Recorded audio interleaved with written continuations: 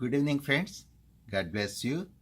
Today we are going to study the famous miracle Jesus did in Matthew 14, feeding 5,000. We are going to look at from a different angle to this story. You might have read so much about this miracle. You might have heard so many sermons on this particular miracle. Let me read Matthew 14, starting with verse 13. When Jesus heard that what had happened, he withdrew by boat privately to a solitary place. Hearing of this, the crowd followed him on foot from the towns. When Jesus landed and saw large crowd, he had compassion on them and healed their sick. As evening approached, the disciples came to him and said, "This is a remote place, and it's already getting late. Send the crowds away so they can go to the villages and buy something for some food." Jesus replied, "They do not need to go away. You give them something to eat."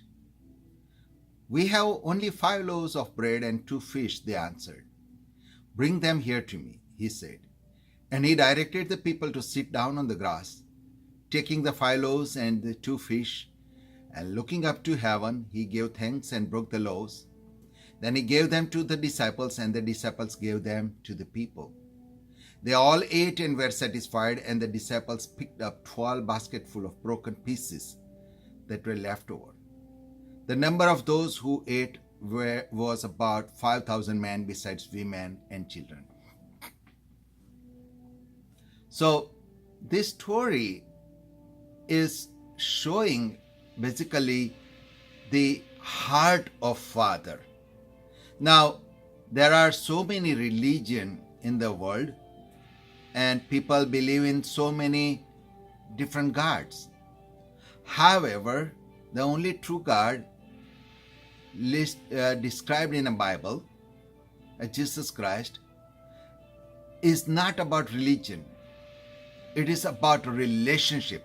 And he is the only God that mankind know that you can address him as a father, Abba Father, a daddy. You can call him a daddy.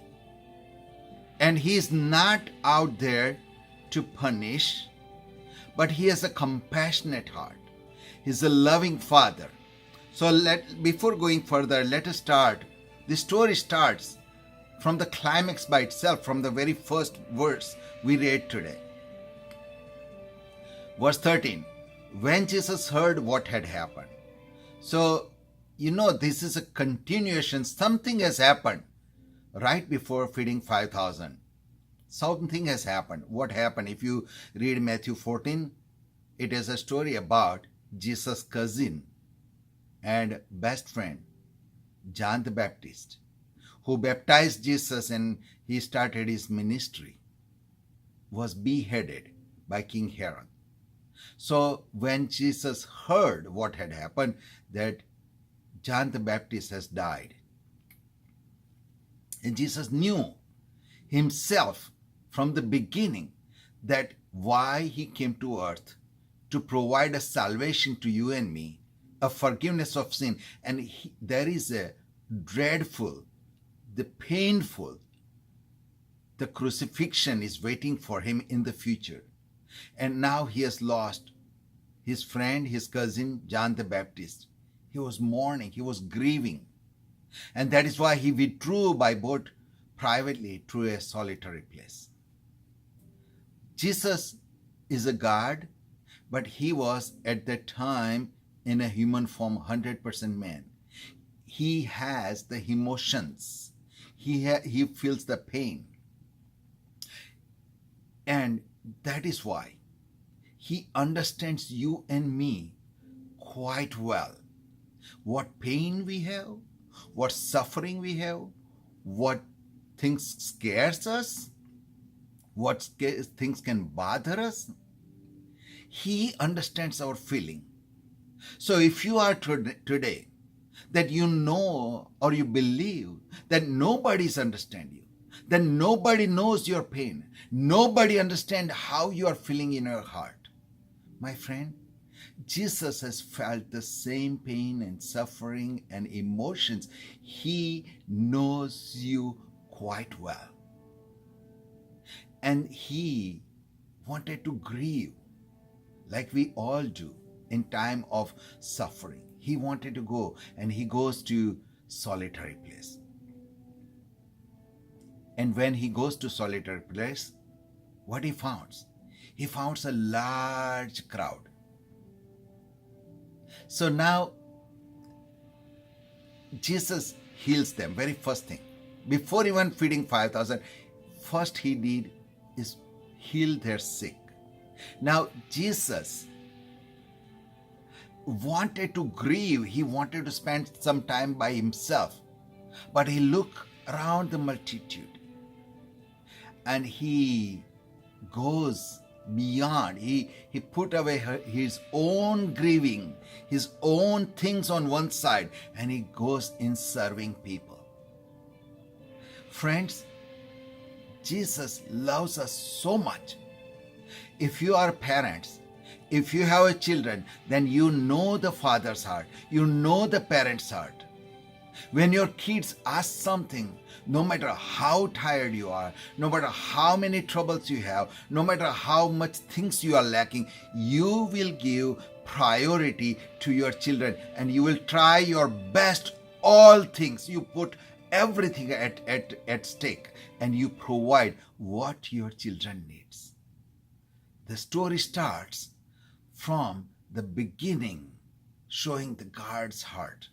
Now there is a very beautiful things. Bible is every word has a very significant meaning. Jesus went to a solitary place, and the Greek word is called eremos. So eremos, it is a very rich word. The eremos word can be used for places. Eremos words can be used for the persons also. Eremos words can be used for the animals or the herds, or eremos words can be used by a specific group of women. Let me explain a little bit further. When eremos word is used for a places, it is a deserted place. That means nobody is living there. There is no human being is living in that place. When eremos words, the solitary place, eremos word used for the person, that person basically is deserted by others. That means that person is rejected by others. That means his person has left by his friends and family, and there is no protection for him. He has no protection at all. This person is totally helpless. When the eremos words is used for the person, that means he is totally left out. When eremos word is used for the herds, it is like a ships without shepherd. When the shepherd is there, he provides everything the ships need. But then when shepherd leaves, what happens? The wild animals, the wolves and lions and whatever the wild animals, they can come and they can kill and destroy the ships. So eremos, when it is used for the herds, it is basically ships without shepherd. And then when eremos is used for some women, basically it is the women, they are neglected by their husband, or the husband has no care for their wives. They're totally the women who has left their house, their father, their mother, their relatives, and walked after husband. But time comes when husband just leaves the wives. Those kind of women are described by the word eremos. So you now see this multitude. When Jesus came out, he saw this multitude in an eremos place. And it is a very significant. The place was deserted and the crowd was made up of men, women, and children. There would be some women, they were totally isolated. Their husband might have left. There would be people who were rejected by family or the friends, or who has no one to turn to. And there are people who has lost all their hope. So when Jesus comes out from the boat in a solitary place, he saw a multitude of people. And friends, tonight it is quite possible you may be one of their eremos. You might be a person who has relied on your friends, your family, and they have let you down. You have counted on them, you stood by them, you provided everything, but now you are left alone. You might be just like a sheep whose shepherd has left. You are dependent on your health, on your 401k, on your retirement plan, on your children, and now everything is gone, and you are totally bankrupt. Or you might be a woman who has a high hope in a marriage, who has a big plan and dreams of family, and your husband has left you. You might be in eremos. You might be there, a crowd. And then Jesus saw all this multitude. It says that his heart, he had a compassion. Now the compassion means compassion could be translated as sympathy or pity. But the Greek word used here is much more than sympathy, is much more than pity, it is much more than compassion. The Greek word is used, I cannot even pronounce properly, but it is plakizomai.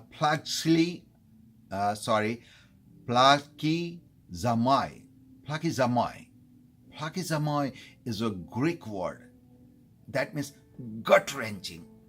You know, it is a gut-wrenching. It is such a love or affection for somebody that is giving you so much mental and emotional stress and pain. It's gut-wrenching. The word is not normally used, but in New Testament, this word splakizomai has been used nearly 12 times. And the famous story, prodigal son, that word is used. When his father saw his son, he dropped everything and he ran. His heart was pumping out. So Jesus, it was much more than compassion. His heart, he has gut-wrenching pain. He has gut-wrenching love for these people. And he healed their sick. Jesus did not look that what wrong these people has done, what right things these people has done, how many fasting they have done, how much offering they have offered, how many pilgrimage they have done, how many rituals they have followed. Jesus took nothing in account. He just saw their need and he has compassion, gut-wrenching love for them. He did not ask any question. He just goes there. He forget about all his own grieving, and he saw these people. His heart moved, and he went there and he healed their sick. He did not ask nothing. Friend, in Jesus, you have a Father. Yes, he is a God, but he is a Father. In Jesus, you have a Father who has a gut-wrenching love for you. And he will do everything and anything to bring you comfort. He gave his own life on the cross that you have a life and life of abundance. We'll continue on this story, but from the beginning, this story gives us the glimpse of the heart of Father, that how much Jesus loves you. I hope you will accept his invitation. God bless you. Thank you.